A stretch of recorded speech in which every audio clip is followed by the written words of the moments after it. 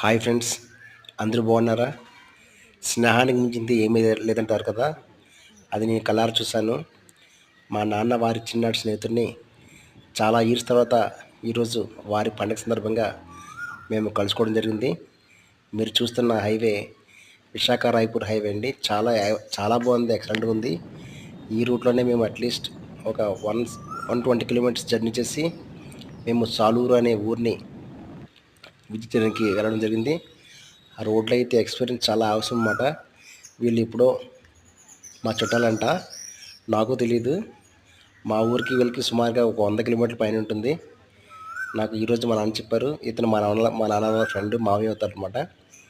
ఇతను చూడడానికి మా నాన్న కంపల్సరీ మేము నాన్నతో వెళ్ళాము చూడడానికి. చూసారు, నాకు తెలిసినంత వరకు నేను చూసిన పండగల్లో అతి పెద్ద పండగ ఏదైనా ఉందంటే అది ఈ సాలూరు పండగ మాత్రమే. చాలా బాగుంది, చాలా బాగుందండి. ఇసుకేస్తే రాలదు అన్నట్టుంది. అసలు ఎంత క్రౌడ్ని నేను నా లైఫ్లో ఎప్పుడూ చూడలేదు. రెండు కళ్ళు చాలవు. అసలు ట్రాఫిక్ అయితే బయట అవుటర్లో అట్లీస్ట్ 4 km బిఫోర్ ఆపేశారు.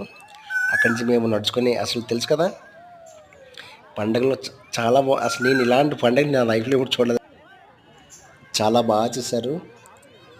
ఇది 15 yearsకో 20 yearsకో ఒకసారి చేస్తారంట. అసలు మాకు ఇలాంటి ఈ చుట్టాలు ఉండాలని కూడా తెలియదు. మేము వాళ్ళ ఇంటికి వెళ్ళిన తర్వాత తెలిసింది. వాళ్ళు చూపించే ఆప్యాయతలు, ఆదరాభిమానాలు అసలు వర్ణాతీతం. చాలా బాగా రిసీవ్ చేసుకున్నారు. అదేంటో అక్కడ ఉన్న అందరూ కూడా మా మండలం నుంచే చిన్నప్పుడు వలస వెళ్ళి అక్కడ స్థిరపడిపోయారంట. అక్కడ మాకు రిలేషన్స్ ఉన్నారని నాకు మా నాన్నగారు చెప్పిన తర్వాత తెలిసింది. చూస్తున్నారా, ఇది సిరిమానోత్సవం. అక్కడ చాలా కన్నుల పండుగ జరుగుతుంది. అసలు మేమైతే మిక్సీలో గ్రైండ్ చేస్తే అలా అయిపోయాము. అక్కడ ఇరుక్కుపోయాం. వీళ్ళంతా మా చుట్టాలు.